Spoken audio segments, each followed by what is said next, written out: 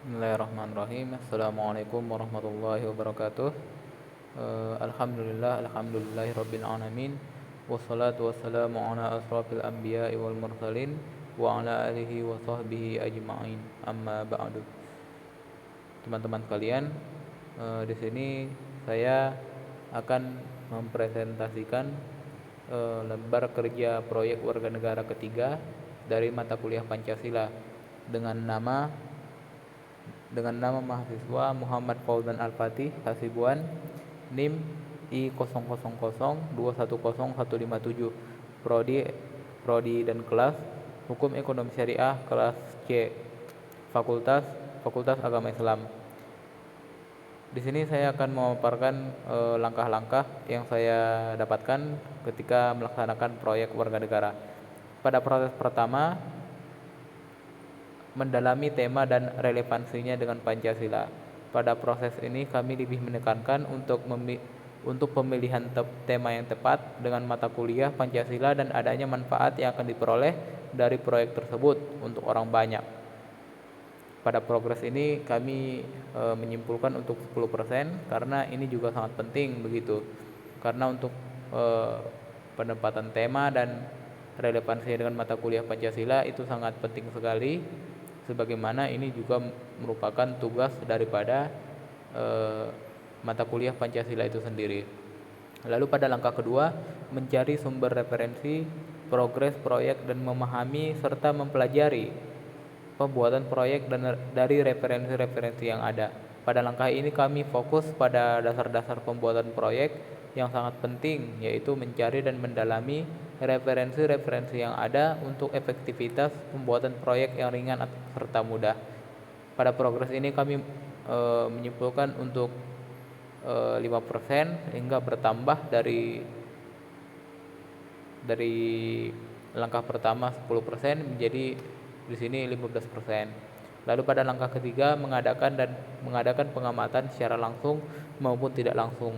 Pada proses ini kami sebagai penanggung jawab dan pelaksana tugas proyek mengadakan pengamatan langsung, yakni melihat dan mengamati realita masyarakat mengenai sistem hukum dan pelaksanaannya, dan mengamati secara tidak langsung dengan berperan mencari berita-berita terbaru mengenai hukum dan media sosial dan sebagainya. Pada progres ini kami menyimpulkan untuk 10% sehingga bertambah dari 15 menjadi 10 menjadi 25%. Lalu pada langkah keempat, membuat kesimpulan hasil dari ketiga langkah di atas. Ketika kita tadi sudah menentukan tema, sudah mencari sumber referensi-referensi yang ada, lalu kemudian juga kita mengadakan pengamatan secara tidak langsung maupun langsung.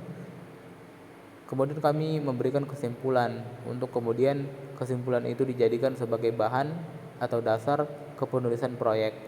Pada tahap ini kami menyimpulkan untuk 15% sehingga progres daripada proyek ini bertambah sehingga menjadi 40%. Lalu pada langkah kelima, memulai pelaksanaan proyek penulisan esai. Pada tahap ini barulah proyek benar-benar dimulai dengan membuat kerangka kepenulisan dan isi penulisan esai kebangsaan yang mengandalkan topik yang berkaitan dengan perkembangan dan pelaksanaan hukum di Indonesia. Pada tahap ini kami menyimpulkan untuk 50% karena ini sangat penting ya.